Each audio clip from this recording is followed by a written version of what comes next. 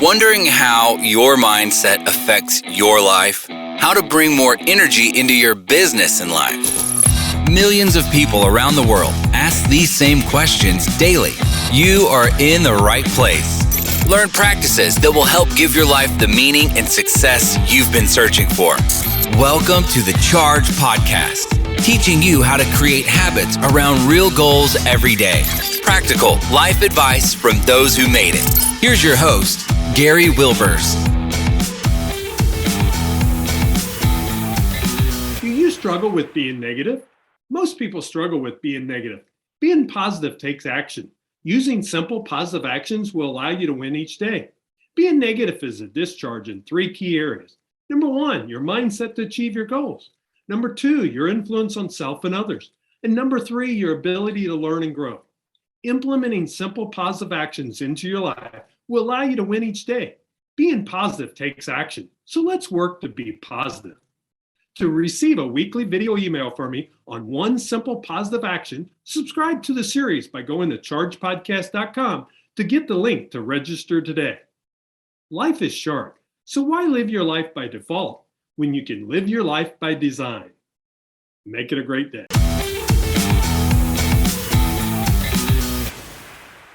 Well, welcome, Chargers. We're glad to have you back again this week for another great podcast.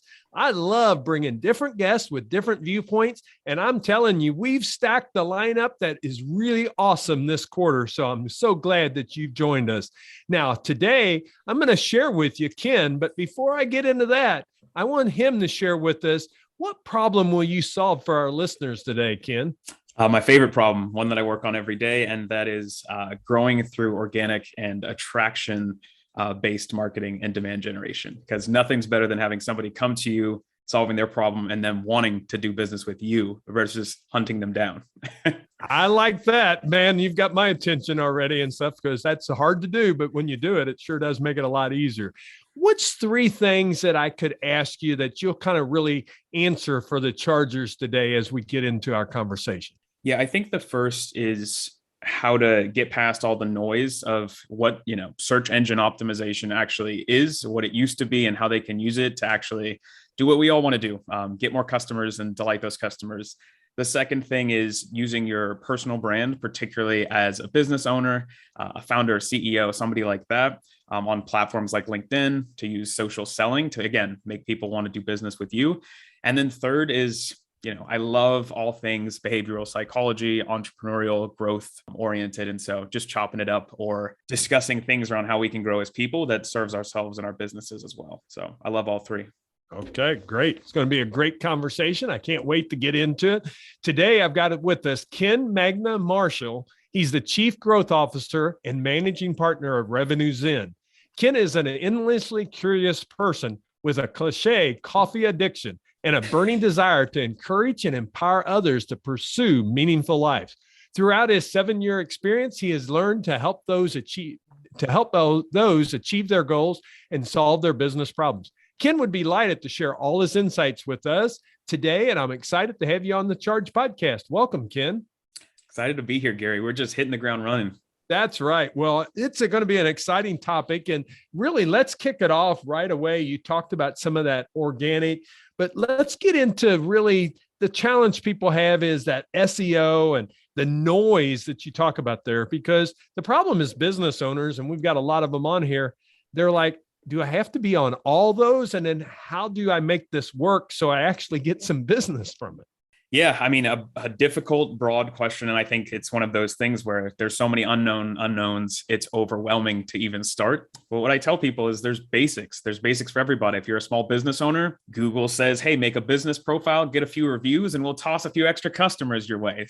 That takes a weekend and maybe a beer, If you're a B2B company, you can do things like having your service pages actually listed out on the site with some pricing to solve that need. So when people reach out, they're pre-qualified, right? And so having resources to answer questions in the sales process that you've learned from your sales team ahead of time so that they're warm when they reach out to you, right? These are all sort of tactics that are easy and make business more efficient, the sales process more efficient, but don't take a lot of effort. And so I think people just think it's this very, ephemeral black box, nerdy kind of thing when it's a lot of just good best practices. So I'll start there. Yeah, make it easy and get started. And the key is to get something, because the problem is, I don't know the numbers off the top of my head, but the amount of people that are using their mobile devices now to search has went through the roof. Absolutely. And I mean, to that point, it's like, you don't need to be a genius to have a website with some information about yourself as the owner, few customer case studies, talk about your products and services, give somebody a reason to contact and a place to contact you. But you'd be surprised how many websites don't have that. But it's like, would you not talk about those things during a sales process? Of course you would. So why not put it up there? Let the website sell for you. So yeah, and get the advantage, because basically it's the yellow pages today. For us old people, the yellow pages, we used to buy those and was always frustrated. But with social media and with the Google and what they have available to you, it's where people are researching and getting their information. Let's talk a little bit about this brand. How do you create a brand? And, as business owners, we're always struggled in that. And how do we kind of really make that brand and then use that throughout all of our marketing, especially when we're talking about social selling? Yeah, I think I'll give you a cliche, and then I'll give you some tactical steps that we use, because our channels of acquisition are referrals, SEO, and LinkedIn social selling, exactly what we sell people. But the first thing is, people are afraid of authenticity. And I mean that like very specifically I don't try to be like Gary V when I write on LinkedIn, and Alex, our CEO, doesn't try to be like Ken. We can't. And I think people have BS meters from being, having advertisements spammed at them for the last 2 decades. So the first thing is, you have to understand, where your positioning is, not only as a company in the market, but as your brain as a human in the market. So for me, I'm really good with the specific, technical aspects of marketing. I don't have classic training in color theory, but if you type in B2B SaaS SEO agency, it's us. That's what we provide. That's what I do. And so I can't talk about those other things. I can't, speak more artistically that some people might, but I can tell you how to track ROI on your LinkedIn efforts. And so that's what I talk about, and people gravitate towards that. Alex is much more of a storyteller, and he uses very eloquent speech, and people just go on the journey with him. Whereas people come to me when they need something solved. And so that authenticity from the beginning builds your ideal client to come towards you from the start. We don't really care about being influencers. We want target customers to identify with us. So that's thing number one. The other steps are really just have instead of a value statement, we have a marketing thesis on our website. And it's essentially to get everybody away from us who we know won't be a good fit and who we can't help without them having to even talk to us. So we define things like we're not agnostic to any one channel. We speak hard truths. If a client is doing poorly in a market, we will tell them, change your business model. What marketing agency tells a client, well, you shouldn't do that, or you shouldn't pay us this amount of money because it's not a good fit? We do it every day. So defining those, and I forget what the person was on your show, but the purple cow by Seth Godin is one of the best analogies ever, because that unique value proposition is talked about so often, but it is the thing that breaks through the noise. So I think just starting out with who you are from a personal branding standpoint, but also as a company, go through every one of your competitors and make a chart, if you have to, of what their value propositions are. Pick one that you have that they don't, or a couple that make you unique. I think that's an excellent place to start. And then there's some things around what to post on and when, but I'll let you guide those questions. Yeah, I think that becomes the real key is differentiate yourself, is what you're talking about. I just recently got done with Mike McCallowit's book that he wrote about Get Different. You've got to be different in the marketplace. How are you setting yourself up to be different? And it's in not just one way, but all the ways that you're setting yourself up in the marketplace. It really sets you apart then from your competitors. It's so true. And once you have your target customer and what differentiates you in the market, and you know who you are, the content that you post to enable the social selling, right? Those conversations or those viewers or those engagements, it just flows from that. I get to talk about, SEO and entrepreneurship and Brazilian jiu-jitsu because that's core to who I am and what I do every day. So the content strategy falls in line when you have those, basics lined up from the beginning. So, well, when you talk about social selling, I think we have to still bring this up, because I get asked this all the time. They say, what platform should I be on? Oh, yeah. How would you answer that? With questions, like a good consultant should. with lots of questions. My first question is, what's your objective? Is it to create, top of funnel demand? Is it to close deals tomorrow? Is it to have fun and engage with other potential partners? If it's B2B, it's not there's not a ton of options for it to be effective as far as sales go. LinkedIn is the obvious choice. Some people have success in the SaaS industry with like Quora and Twitter. But if I'm selling, t-shirts with 90s quotes on them, you better have a Facebook group, right? You better, be on YouTube, right? Talking about that and maybe you go through every 90s show and you rank it from scale 1 to 10. That's going to attract your audience. So first thing is, who the heck are you selling to? Where do they hang out? And the conversation goes well from there. So yeah, that's the key. And comes back to really knowing your client. Who are you going after? And we talked about avatars, ideal client. There's so many different names out, but when you have that defined, that really allows you then to realize which platform is going to be best for you. I have to ask this. I've got to throw this in since we're talking about social. And I saw on something of your information I was looking at, you have on your LinkedIn profile Magnum as your middle name there and stuff. I'm curious. Ken Magma Marshall. So tell me, what's the story behind this? I'll try to, I'm a bit long-winded, so I'll try to keep it concise, but Magma came up. So I used to live in Portland, Oregon, with my wife. We moved to Brooklyn about 7 months ago. So in Portland, brunch it's like an event every week. You go out for brunch on the weekends. So me and the CEO are out with my wife. We're having a great time. And he's a very philosophical man. And I've been known to pontificate as well. And so I'm like, Alex, if you were, a body in the celestial body in the solar system, what would you be? Thought about it. And he gave a very Alex kind of answer. I'll save that for another podcast. But I essentially asked, and now what do you think of me? What would I be? And he kind of pauses for a second. He's like, Ken, you're kind of like a volcano. He's like, almost like magma. He's like, you're energetic and you're expansive and you're potentially destructive if it wasn't channeled in a healthy way. You can give life and you can also destroy. And he's like, and Kim, and he turns to her, he's like, you're this wonderful, calming nature that makes sure Ken doesn't, he stays in the right direction and doesn't harm the rest of us. And that's exactly me, man. That's exactly me. That's how I've always been. And so Magma stuck with me. So, yeah. So you can see it on his LinkedIn profile there. So you can see he's being authentic with us right out the gate of who you are and what type of individual you are. Thanks for sharing that story. That's a great story. So share with us, when we think about it, with behavior and when we're looking at really our marketing side of it, because you're kind of in that marketing realm and have done so well with that. Share with us, if you're looking on the other side as that consultant for business owners, and you've seen a lot of different people and their challenges they have, what were some of those things that you would tell that business owner that they really need to consider, Ken? Yeah, I think simple production doesn't get enough credit.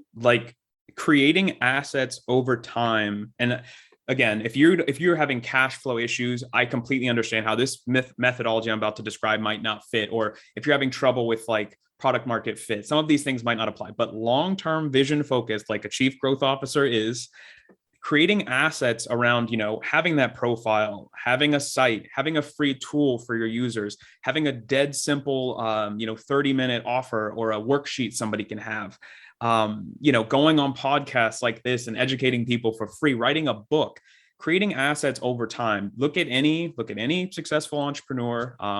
That's what they have. They have lots of assets, lots of things with their name on it or their company's name on it. And I think just doing that, the production of it, even if it's not perfect, don't even get to 90%, not 80, get to 50 and ship it, give it to your users, give it to your customers. That's a very old, lean sort of methodology, but I think the core of it is what people miss. They get so in their heads of, is this perfect? Did I do my market research correctly? And those things are all well and good. Again, I'm a marketing nerd, but none of that beats creating something you think is useful, even intuitively, and shipping it regularly.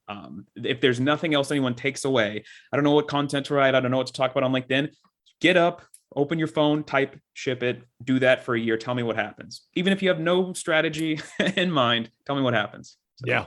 Yeah. It's putting yourself out there. It's being on and doing something versus doing nothing, because doing nothing is costing you. And you said you don't even have to have a strategy, and it's still going to bring back rewards and benefits to you. Now, you've talked a lot about with yours, you all have done it with SaaS companies. And I know what that means, but I don't want to be one of those podcast hosts that we hope everybody else knows what it means. For sure. What do you mean by that, Ken? And how do you use that within the companies you work with? Yeah, it's way too much jargon in marketing. I'm a culprit of that. But essentially, software as a service, tech companies, it's about 67+% of our clients in any given time. But the cool thing is, I sort of realized that not only is that an emerging market, or it was back when I started, it continues to be for especially B2B. Software companies are impacting all of our lives, whether we want to, admit it or not. They're either taking work and taking market share. They're making us more efficient.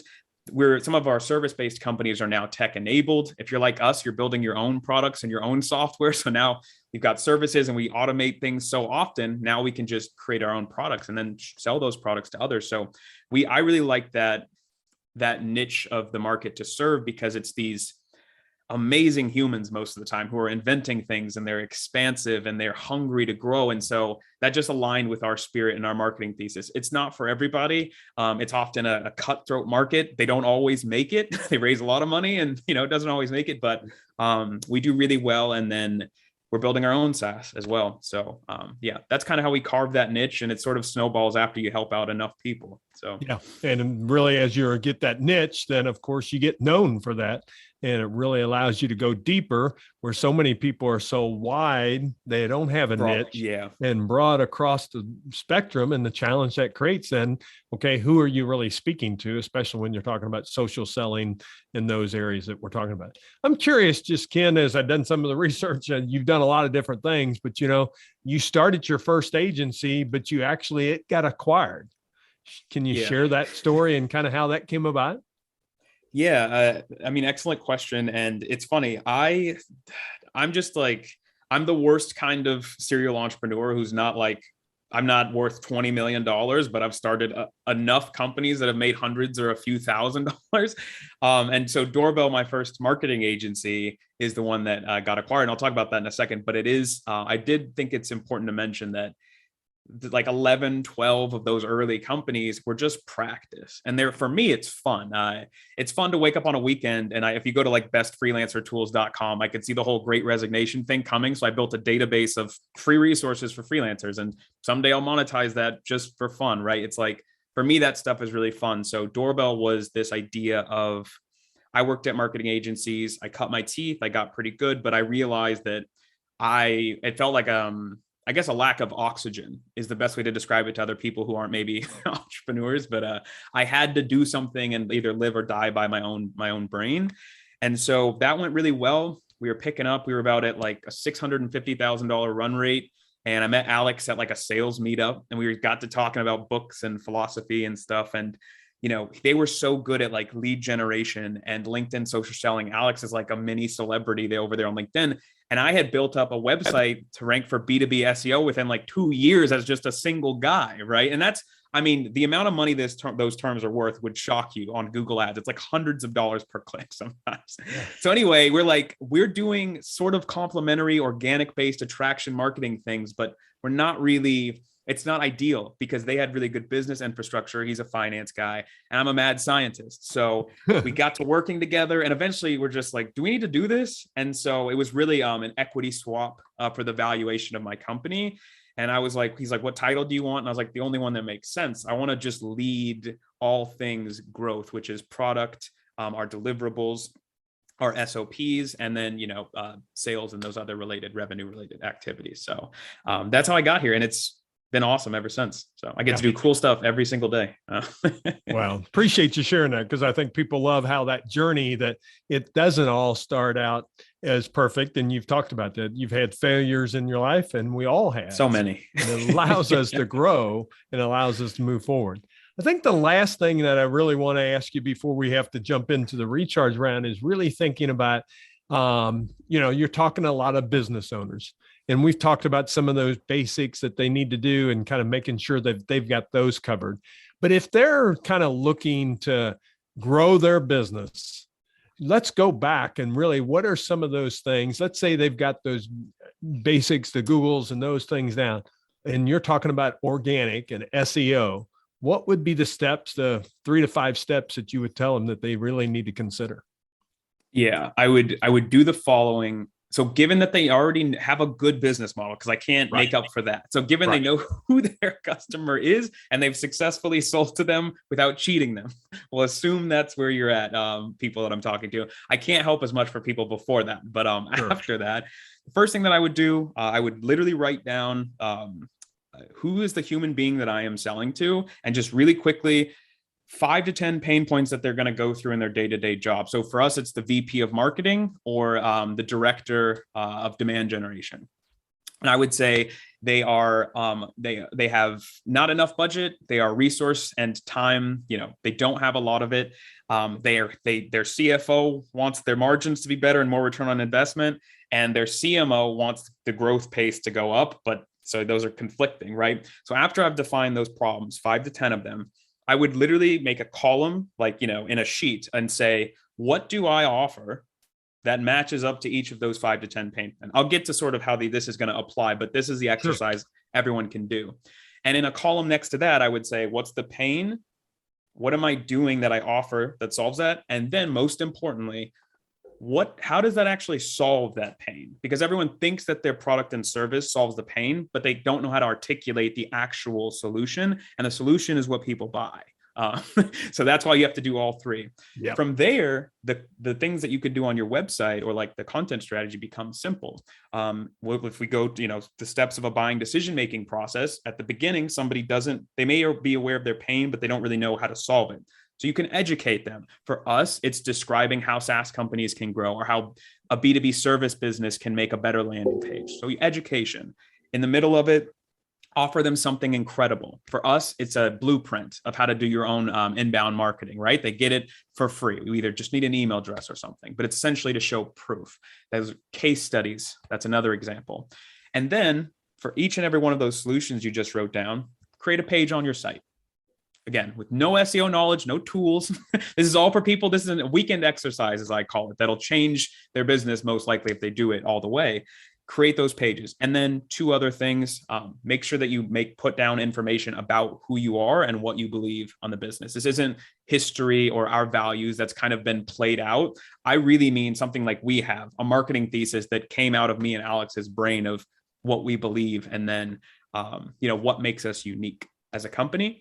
And then from there, you can do all sorts of technical and fancy things, but simply put, make sure people can use your website and that it makes sense to get in touch with you when they're ready, right? So if it takes 10 seconds to load, that's a problem. If they can't find the contact button, that's a problem. And then I would say very quickly, go find people like yourselves, industry publications, potential partners, reach out to them and say, hey, can we collaborate? Whether it's business, whether it's writing an article for them, that's just going to generate that awareness in the market. It used to be called PR. You've probably heard of backlinks and link building, but essentially just expanding your awareness in the market boosts your domain rating. But more importantly, it makes people aware of you. And when people are aware of you and they like what you do and you've spoken to them, they're likely to buy from you. So that's my exercise in a nutshell of website SEO content strategy. If you haven't done it and you have no access to tools and you have no time, those are the lines of best fit. So, well, Ken, I appreciate that because that's a wealth of knowledge. This is one of those podcasts that they're going to have to go back to re-listen that, because if you're a business owner, he just gave you the simple solution of really solving it. And really, it won't take a ton of work. Like you said, you can do a lot of it on the weekends to be able to get there. And you're going to be starting to get people to respond to you because you're now solving their problem, not your problem. Because they don't care if you don't have enough cash flow in your business. What they want to know is, what do you solve for them? I don't care if you're in heating and air conditioning, if you're, exterminator, whatever it is, product or service that it is, this model fits it. I really appreciate you sharing that because I think it gives them very practical advice to use.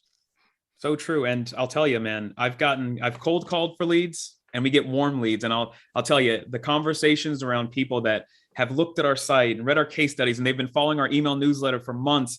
They're just like, hey, Ken, I just want to look you in the eye and shake your hand. We're already, you closed us, right? Yeah. They're very warm. And that's why we love and why we've hung our hat on this methodology versus others. It's not to say they aren't good. It's just, do that and tell me which leads feel the warmest for you and your business afterwards. So, yeah. Well, and Ken even told us, a lot of it he believes in the organic method, so that's not being paid ads that's out there. It's just doing it organically that's out there. And I think that's the biggest method for business owners, is really realizing that it's not as hard as we're making it. And if you can't do it, then, find you an intern or someone of that nature and get them to interview you. You've just given them the roadmap that's there, and then let them go create the material that's there. And so there's multiple ways to do it. Ken, I've got a couple more questions I'd like to ask you in the recharge round. I really appreciate you sharing your marketing expertise, and can't thank you enough for that. But I like asking every guest 2 questions. The first one is charge. Of course, that's the name of the podcast, but that's a mantra of create habits around real goals every day. What habit do you think's led to success in your life? Ooh, wonderful. I would say if there's the one thing that I had to hang my hat on, it's definitely having, I'll say that broadly it's my morning routine, but there's specific tactics within that give me perspective on the day. And I think not only perspective, but energize and focus for the rest of the day. And I know a lot of people say that, and I'm not a proponent of you got to wake up at 3:30 a.m. everybody and exercise for 20 miles across the lake.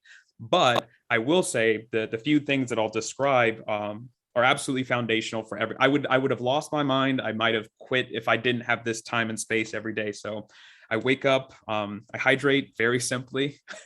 I spend about 15 minutes of it's quiet time. It's reading, prayer, meditation. It doesn't really matter. It's the same thing going on in your brain, no matter who you are.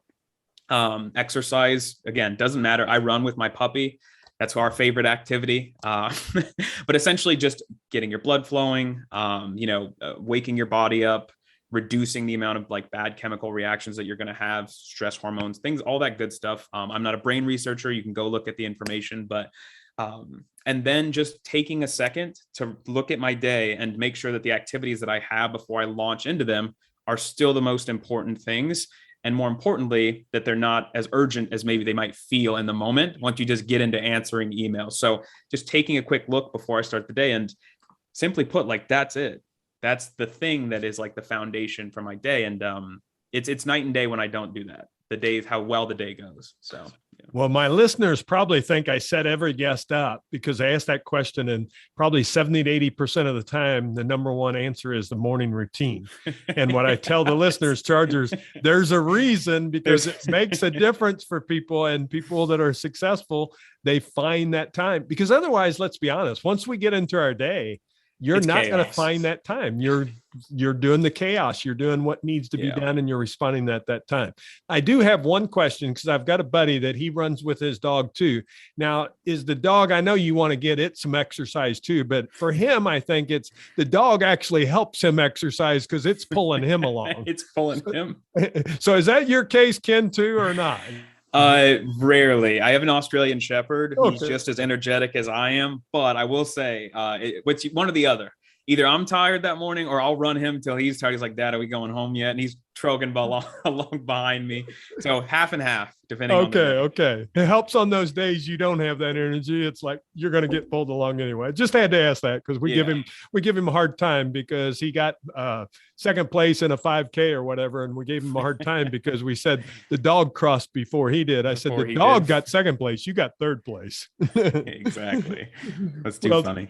The last question I've got for you: we've all made mistakes. We've all had failures. We would love to have a do-over. Of course, you don't get them in life, but I love asking this question because it allows people to show that, number one, we've had failures too, but two also is, if you had a do-over, what would it be for you, Ken? Yeah, I would say maybe I would have done something and given it a little bit more time rather than a do-over. I think it helped build, the connections that in my brain and in life that I needed to do what I'm doing now. But I would have spent more time. I used to be really big into like information products around wellness. And then I even used to run these meetups called Get Unstuck. And they were these workshops for people that maybe wanted to start a nonprofit or who were essentially underserved or people of like color or in poverty. And it just fills me up like nothing else, Gary. And so I used to do a lot of that, but money, I did all that for free just because I like helping. And so I wish I would have maybe kept a few hours a week to keep that going. It's something I'm going to return to pretty soon here now that life's a bit more cushy. But I think I have a heart to help people in that way. And tactically, I'm not really a coach as so much as I am like, I'm really good at when somebody has a problem, like downloading it, synthesizing it, and creating a solution and a roadmap for how to get started quickly. And so I want to turn that into something that's free and scalable for people to use as a system, and maybe even an application or something like that. Work with some neuroscientists or behavioral psychologists to just figure that out for people, because I think there's a beautiful life waiting for a lot of people right around the corner. That's not as hard to get started as they may think. They just need the right tools and a little nudge, I guess. So I would have kept down that path and let it build a little bit more, but definitely going to return to it in the future. So, well, I can tell just the way you talk about it that you will, and you'll be serving a lot of individuals, and that'll be one of those personal passions that you can take. And that's the fun part about it. We all have them. And how can we help others? And really, we make the world a better place by how we give ourselves away. And there's so much joy in that too. When someone calls you back and says, you made a difference, that's like the weight of gold there on that side of it. So Ken, I congratulate you on that.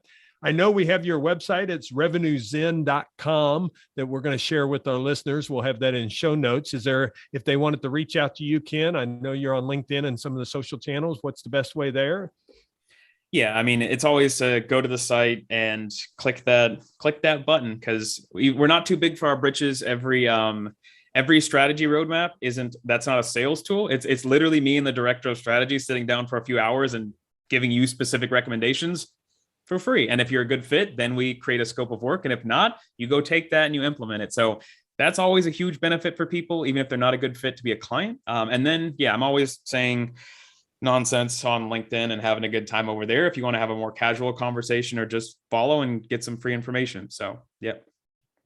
Well, I appreciate that. We'll have it all in show notes there. So go to chargepodcast.com and you can look at that. I've checked out their website. They've got a lot of great information there. So if you're kind of being challenged in that marketing area right now, I highly recommend you go there. You can tell from Ken's podcast that he's a teacher at heart, and you can really see that come through. So I really appreciate you sharing with our listeners today, Ken. Yeah, thank you so much for having me. It's been fun. These are great questions. So I always love doing that. Well, Chargers, my biggest action, I always tell you to take an action when you're done. My biggest action for you, do you have your plan of how you're doing your social selling? That would be the key that I would tell you to do it. And social selling includes your website, but also your social media channels. Are you on that? Because guess what? Your customers are. And have you defined that avatar? So that's my challenge to you. He's given us the roadmap how. So go back if you need to re-listen to that. He's given you 8 steps. There's some great information on their website. Reach out to someone and get that taken care of, and tell yourself you're going to spend those couple hours each week or each weekend to really give your business that boost each and every time. So remember, again, you may know someone else that's challenged in that. So share this podcast, go to those 3 little dots on your app, on your podcast app, and you can share this easily by sending them a text message. Ken, it is great to see you again. And thanks for being on our Charge podcast. Yeah. Thanks, Gary. Chargers, make it a great day. We'll see you next week.